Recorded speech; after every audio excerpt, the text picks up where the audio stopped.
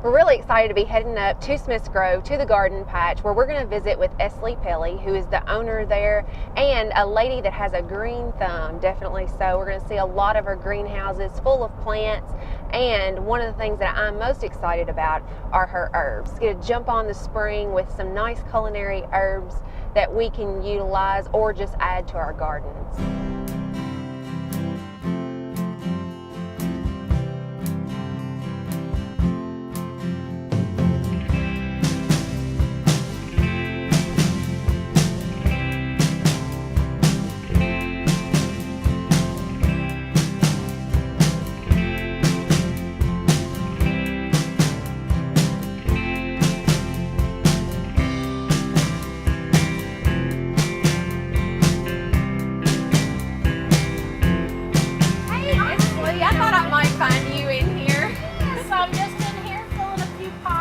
So I know, Esley, that you guys are in full swing. Everything looks great out here at the greenhouse. Yes, after this horrible winter, we are finally starting to grow. The sunshine is great, and we are transplanting things every day.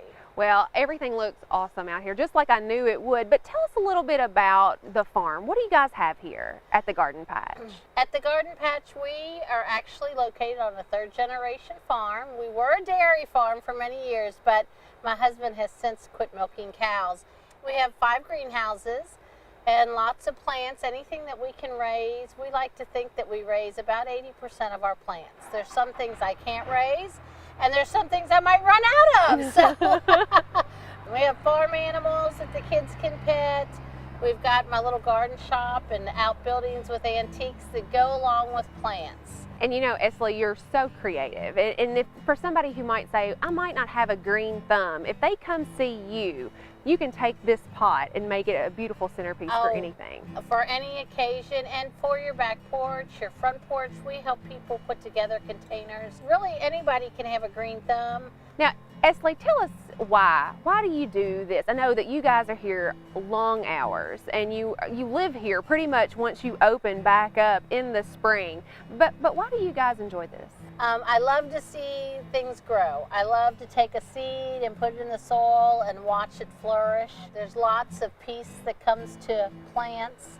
You know, when you're in here watering, you can let your mind wander and think, and thank God that I have the opportunity to do this.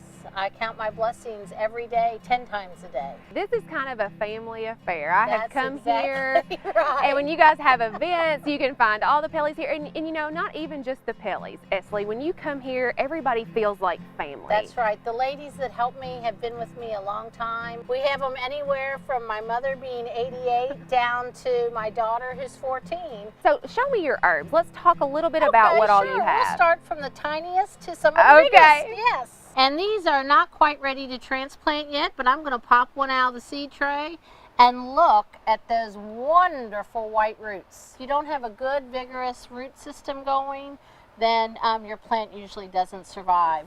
These were planted 3 weeks ago, and they have been in the greenhouse, and I run my greenhouses a little on the cool side. And of course, we all know we've had some 9 degrees. We've had a lot of cold weather, so my germination maybe not be quite as fast as others, but I'm always really pleased with the way everything turns out. A cool greenhouse grows a really tough plant. So we have a wide from A to Z. We have just nearly all of them if you want them to attract bees. We have usually borage, which is a wonderful bee attractant. Pineapple sage, and some of those that attract the hummingbirds to your garden. So I love herbs all the way around. I always like herbs. I have a big selection. And you know, you mentioned the colorful ones that bring in the bees, pineapple sage.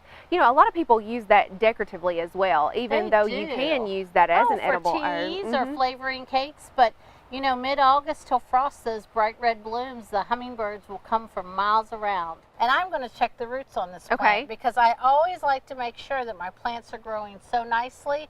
And you can see it is not quite root bound, but we have really nice, white, fleshy roots. And that is a sign of a very healthy plant. That's right. If you take that pot off and you do not see those white roots, it's probably best to leave that plant.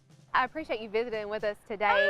It's always a happy time when I come to the garden patch. And especially when the sun is shining. We love it when the sun shines. kind. So thank you so much for coming out to see us, and we'll look forward to another trip on another day.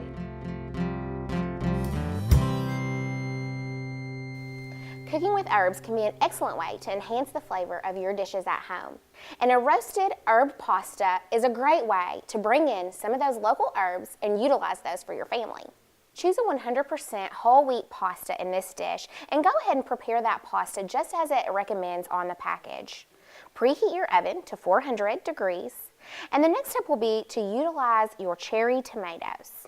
By cutting those cherry tomatoes in half and creating a uniform flavor, we're going to add extra virgin olive oil. Let those roast for about 10 to 15 minutes until they have a great roasting color. 2 tablespoons of extra virgin olive oil and 1 onion minced. Allow those to saute for about 5 minutes until your onions reach a soft consistency. Saute your onion in your extra virgin olive oil for about 5 minutes. You're really looking for a soft, tender onion consistency. We're adding 1 red bell pepper and 4 cloves of minced garlic to our onion and olive oil. Let's check on our tomatoes. They've roasted for about 10 minutes. Oh yeah, look at those, delicious. Look how beautiful these tomatoes are. They've roasted for 5 minutes. They're bright in color. They're flavorful. You can smell them, and they're definitely ready for our herb pasta dish. Add 6 tablespoons of fresh chopped basil to your tomatoes. Look at that great color combination. Absolutely beautiful. 1 teaspoon of dried thyme, also very flavorful, definitely pungent. And 2 tablespoons of dried oregano, and 1 tablespoon of chopped fresh parsley. Just chop it down to the size that you like.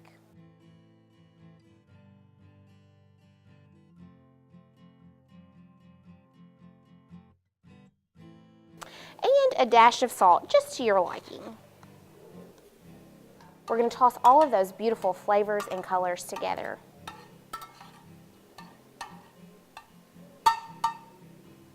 I can smell the onion, the garlic, and our pepper, so deliciously roasted and ready to add to our pasta. And so now we just start putting everything together in this bowl. This is so fragrant. I just wish that you all could smell this. Toss your tomatoes in.